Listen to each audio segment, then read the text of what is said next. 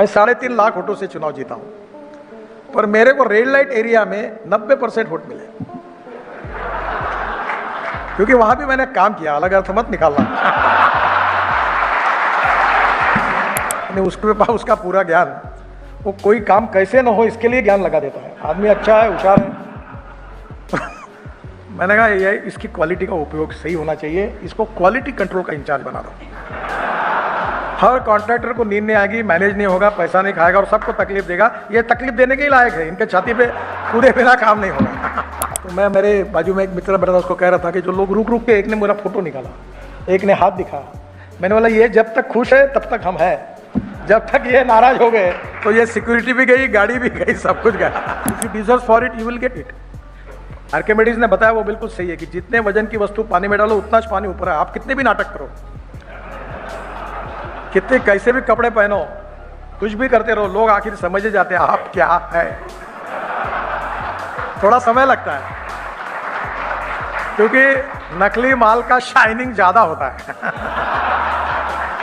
Original जो माल होता है वो थोड़ा सा कम शाइनिंग वाला होता है। तो हमारे यहाँ एक अधिकारी है, मेंबर है, वो बड़ा स्ट्रिक्ट है, इंटीग्रिटी से स्ट्रांग है, पर हर काम उसके पास जाता है तो निगेटिव होके पूरा खत्म ही कर देता है। यानी उसके पास उसका पूरा ज्ञान, वो कोई काम कैसे ना हो इसके लिए ज्ञान लगा देता है। आदमी अच्छा है, होशियार है। तो मैंने कहा ये इसकी क्वालिटी का उपयोग सही होना चाहिए, इसको क्वालिटी कंट्रोल का इंचार्ज बना दो। हर कॉन्ट्रैक्टर को नींद नहीं आएगी, मैनेज नहीं होगा, पैसा नहीं खाएगा और सबको तकलीफ देगा। ये तकलीफ देने के ही लायक है, इनके छाती पे कूदे बिना काम नहीं होगा। The most important principle of the management, हर व्यक्ति को काम और हर काम के लिए उचित व्यक्ति। अभी मैं पॉलिटिक्स में हूँ, मेंबर ऑफ पार्लियामेंट हूँ, पार्लियामेंट में चुन के आता हूँ। ये अच्छी बात है कि जो विद्वान लोग होते हैं, अच्छे लोग होते हैं, यूनिवर्सिटी के प्रोफेसर होते हैं, डॉक्टर होते हैं, इनका समर्थन बहुत आवश्यक होता है। पर इनका जिसको समर्थन होता है वो चुनाव नहीं जीतता। चुनाव जीतता कौन है? जिसको रिक्शे वाले, फुटपाथ पर रहने वाले, झोपड़पट्टी के मवाली, जो एक साथ होकर जब साथ देते हैं तो चुनाव की मार्जिन बढ़ती है। मैं 3.5 लाख वोटों से चुनाव जीता हूं, पर मेरे को रेड लाइट एरिया में 90% वोट मिले, क्योंकि वहां भी मैंने काम किया। अलग अर्थ मत निकालना।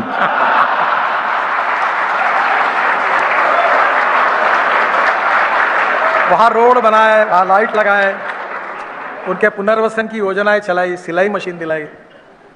तो पॉलिटिक्स में क्या होता है, एक ने एक्सप्लेन किया था कि what is the meaning of politics. उसने कहा था vote from the poor and money from the rich. पर यह सही बात नहीं है।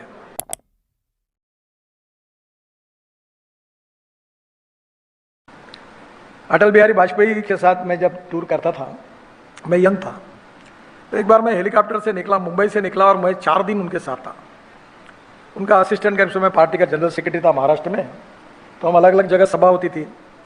तो अटल जी ने मुझे एक बार बोलते हुए कहा, देखो नितिन, एक याद रखो जीवन में, तुम्हारे घर में कितने भी लोग आए तो भी 1-1 मिनट क्यों ना हो, उनको मिले बिना कभी निकल नहीं जाना। थोड़ा सा हमारे यहाँ प्रॉब्लम होता है, अभी मैं Z+ में हूँ, मेरे पास 50-60 तो पुलिस वाले रहते हैं, वो कोई आने नहीं देता। नज़दीक आए तो लोगों को धक्के मार देते हैं, उसमें ऐसा मत करो। उनका भी काम है, क्योंकि कभी कभी काफ़ी आजकल धोखे भी होते हैं। पर कहीं ना कहीं ये लोग जो है प्रेम करने वाले, बहुत इंपॉर्टेंट है। मैं अक्सर याद रखता हूँ कि जब तुम गाड़ी में घूमते हो तो रोड के बाजू में स्कूटर वाले, साइकिल वाले, रोड के फुटपाथ के लोग हंसते हुए अगर तुमको सलाम करते हैं। अभी मैं आ रहा था तो मैं मेरे बाजू में एक मित्र बैठा था, उसको कह रहा था कि जो लोग रुक रुक के, एक ने मेरा फोटो निकाला, एक ने हाथ दिखाया। मैंने बोला ये जब तक खुश है तब तक हम हैं, जब तक ये नाराज हो गए तो ये सिक्योरिटी भी गई, गाड़ी भी गई, सब कुछ गया। वो तो क्या है, मंत्री है तब तक सलामी है। मंत्री पद गया कि ये तुरंत निकल जाते सब, ये किसी के नहीं। पर जो कार्यकर्ता है, जो व्यक्ति है, जो मित्र है, जो सुख दुख में हमारे साथ काम करता है, वो लाइफ लॉन्ग हमारा मित्र होता है। तो सबसे पहली बात रखिए कि ह्यूमन रिलेशनशिप को अच्छा रखिए। बिजनेस में भी बहुत लोग सोचते हैं हमारे देश की समस्या विचार भिन्नता नहीं है, विचार शून्यता है। Neither rightist nor leftist, we are non opportunist.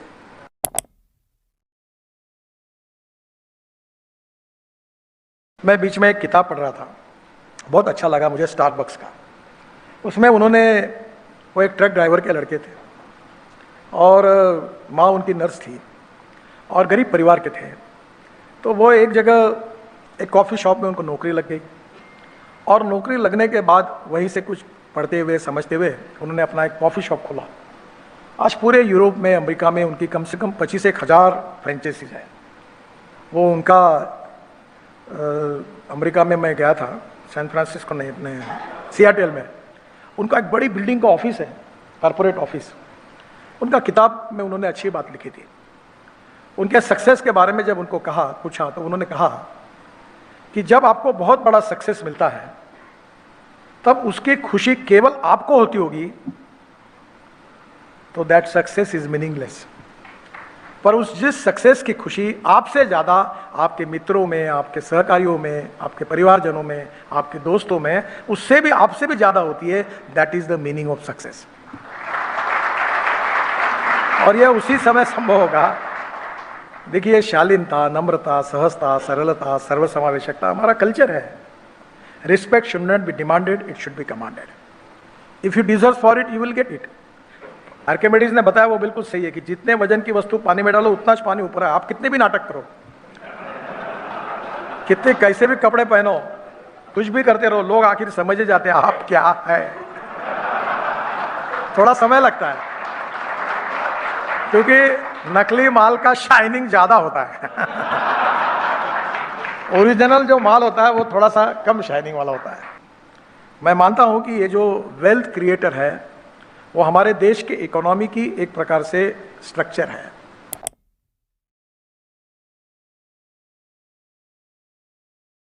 आज देश का इतिहास देखो, 47 के बाद लगातार इस देश को ग्रोथ में कंट्रीब्यूट किया होगा तो उन फैमिलीज ने किया है जिन्होंने देश में अनेक अनेक जगह पर जाकर, टेक्सटाइल में होगा, कई इंडस्ट्री होगी, ऑटोमोबाइल होगा, हर जगह पर जाकर उन्होंने अच्छा काम किया है। और उन्होंने कितने एम्प्लॉयमेंट क्रिएट किया। आज ताज होटल में बैठे टाटा साहब ने कितना एम्प्लॉयमेंट क्रिएट किया है, आप देखो। मैं रतन टाटा जी का एक मुझे उदाहरण याद है। मेरा एक्सीडेंट हुआ था, मैं मलबार हिल पे रहता था, तो मुझे मिलने के लिए, मेरा बहुत बड़ा एक्सीडेंट हुआ तो वो मुझे मिलने के लिए आना चाहते थे। तो वो बोले, नितिन मुझे तुम्हारा घर नहीं मिल रहा। मैंने बोला ऐसा करो, आपके ड्राइवर को फ़ोन दो। बोले ड्राइवर नहीं है, मैं चला रहा हूँ। फिर मैंने उनको समझाया, वो घर पर आए। फिर मैं उनको एक बार औरंगाबाद लेके गया था डॉक्टर हेडगेवार हॉस्पिटल के उद्घाटन के लिए। तो हवाई जहाज में हम साथ में थे। तो मैंने उनको रिस्पेक्टफुली कहा, वो गाड़ी में ड्राइवर के एग्जैक्ट अपोजिट वहाँ बैठो। नहीं, आप बैठो। उनकी ब्रीफकेस मैंने बोला किसी को पकड़ लो। बोले नहीं, मैं पकड़ूंगा। शालीनता, नम्रता, सहजता, ये बड़े व्यक्ति के व्यक्तित्व को और बड़ा बनाती है। मैं कुछ दिन पहले यहाँ एक शूटिंग के लिए, TV 18 के लिए, अमिताभ बच्चन और मैं दिन भर रोड सेफ्टी के लिए एक कार्यक्रम हो रहे थे, उसके शूटिंग के लिए आया था। अलग अलग पार्ट में थे। प्रसून जोशी ने वो कार्यक्रम लिखा था। तो एक पैसा था कार्यक्रम के, उसमें एक छोटे बच्चे, वो बहुत ही छोटे, एकदम हाफ पैंट पहने हुए 3-4 बच्चे स्टेज पर आते हैं। तो मैं बैठा ही रहा। तो अमिताभ बच्चन जी मेरे सामने थे, वो खड़े हुए और उनके पास गए। तब मैं भी खड़ा हो गया और मैं भी गया। यानी छोटा भी बच्चा आया तो भी उसका रिस्पेक्ट करना, ये बड़े व्यक्ति जब करता है तो उसका अर्थ समझने लायक है, जो आपने समझना चाहिए। अभी हम लोग राजनीति में हैं, अब कभी झगड़े भी होते हैं तो जो पहलवान है मारपीट करता है उसको इंटेलेक्चुअल सेल में रखा, और इंटेलेक्चुअल सेल में जो विद्वान है उसको वहाँ जरूरत पड़ी तो बोलेगा, तो काम कैसे होगा। कभी तो ठोक-पीट काम करने पड़ते हैं। तो वहाँ मैं स्टूडेंट लीडर था यूनिवर्सिटी में, तो मारपीट ही होती थी। तो जो लोग इंटेलेक्चुअल थे वो उसके काम के नहीं थे, वो बिल्कुल बाकी PhD, रिसर्च, प्रारूप तैयार करना, सिद्धांत, नीति, यह सब ठीक थी। प्रजा ठोक-पीट वही, उसके अलग लोग थे। तो distribution of work and division of power with appropriate person, योग्य व्यक्ति को देते हुए हमें ये देखना पड़ेगा कि टीम वर्क भी बने और उद्दिष्ट के लिए हम आगे जाएं। हम लोग रोड में 10% प्लास्टिक डाल रहे हैं, और ऑर्गेनिक वेस्ट से मीथेन निकलता, मीथेन से CO2 अलग करेंगे तो ग्रीन हाइड्रोजन होगा, बायो CNG तैयार होगा, बायो LNG तैयार होगा, जो import substitute, cost effective, pollution free और इंडिजिनस। तो कोई वेस्ट नहीं है। अगर आपको अच्छा मार्गदर्शक मिला, अच्छा टीचर मिला, तो खराब से खराब व्यक्ति जिसको आप कह रहे हो वो अच्छा व्यक्ति बन सकता है।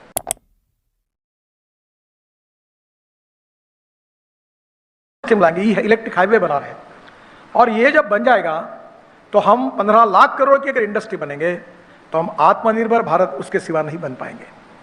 हमारा समझ लीजिए एम्प्लॉयमेंट ज़्यादा क्रिएट होगा, हमारा एक्सपोर्ट बढ़ेगा। आज हमारी 2 व्हीलर कंपनियां बजाज, TVS और hero 50% of their production export करते हैं, और इसलिए एक्सपोर्ट करने वाली और इंपोर्ट को कम करने वाली नीति हमें अपनानी है। मैं आप सबको ये प्रार्थना करूंगा कि दो चीज़ों के लिए करूंगा कि आप एक बार आपके इंस्टीट्यूट में इसका स्टडी करिए कि इस देश में इंपोर्ट क्या क्या होता है, किस किस इसका हम इंपोर्ट करते हैं। अभी आपको तो हमारे यहाँ शुगर फैक्ट्री में डिस्टिलरीज है, तो उसमें इथेनॉल बनाते हैं, आरएस बनाते हैं, तो वो अपना स्पेंट वॉश निकलता था। हम पोटैश को इंपोर्ट करते हैं, अब वो स्पेंट वॉश से पोटैश निकलने लगा जो एग्रीकल्चर में फर्टिलाइजर चाहिए। अब हमको पोटैश एक 2-3 साल के बाद इंपोर्ट करने की आवश्यकता नहीं पड़ेगी। हम यूरिया इंपोर्ट करते हैं, हमने ड्रोन लाए, ड्रोन से नैनो यूरिया लाया, उसको स्प्रेइंग करेंगे तो 4 बोरे के बजाय 2 बॉटल में काम होगा, 2 बोरे बच जाएंगे। और जब हम लोग यूरिया फेंकते हैं तो 75% लॉस होता है और 25% प्लांट को जाता है। जब ड्रोन से स्प्रे करते हैं तो 25% लॉस है, 75% प्लांट को जाता है। अभी मैंने एक ड्रोन को लॉन्च किया, जो मैंने कहा हिमाचल प्रदेश में वो काम कर रहे हैं, वो 200 किलो सामान ऊपर से नीचे से ऊपर ले जाता, ऊपर से नीचे लाता, तो एप्पल का ट्रांसपोर्ट शुरू हो गया। तो अभी हम लोग 260 रोपवे केबल कार फेनिकुलर रेलवे बना रहे हैं। तो मेरा आपसे कहना यही है कि फ्यूचरिस्टिक टेक्नोलॉजी जो है उसका उपयोग करके हम हमारे देश में नए एम्प्लॉयमेंट कैसे क्रिएट करें। अभी मैं 3 दिन पहले एक इंटरव्यू दे रहा था एक फॉरेन एजेंसी को, तो उनने पूछा आपका लाइफ में सबसे अच्छा काम कौन सा हुआ है। तो मैंने उनको कहा कि उनको लगा कि मैं ये हाईवे वो हाईवे मुंबई पुणे वर्ली बांद्रा से, अब ये तो बहुत छोटे हो गए, इससे बहुत बड़े बड़े बने। तो मैंने कहा ये कुछ कहूँगा, तो मैंने कहा मैं जब मंत्री बना तो 1 करोड़ लोग आदमी आदमी को खींचने का काम करता था, साइकिल रिक्शा, और वो कंधे पे रख के रिक्शा चलाता बंगाल, उड़ीसा, उत्तरा अपना बिहार में। तो मैंने कहा IIT वालों को बुलाया, ये मैकेनाइज्ड ड्रिवन ई रिक्शा आया, ई कार्ट आया, और मुझे इस बात मैंने कानून बनाया, सुप्रीम कोर्ट तक लड़ाई हुई, पार्लियामेंट ने कानून पास किया, और 1 करोड़ गरीब लोग थे जो आदमी को आदमी खींचता था, आदमी को आदमी ढोता था, 1-1 क्विंटल का बोरा उठाकर पीठ पे रखकर ले जाता था। अब देश में क्रांति हुई कि अब 1 करोड़ में से 95 लाख लोग मुक्त हो गए। अब मैकेनाइज्ड ड्रिवन ई रिक्शा और ई कार्ट आया। मानवता के आधार पर मेरे जीवन में सबसे अच्छा कोई काम होगा तो ये गरीबों के लिए जो काम हुआ ये सबसे अच्छा काम है। मुझे लगता है कि आप भी ऐसी कोई टेक्नोलॉजी लाइए। बहुत सी टेक्नोलॉजी, बहुत मेरे पास समय की कमी है, पारिक साहब को भी जाना है, तो मैं आपको इतना ही कहूँगा, उनका हवाई जहाज है, मेरा भी हवाई जहाज है, जल्दी जाना है। मैं आपको दिल से बहुत बहुत शुभकामनाएं देता हूँ।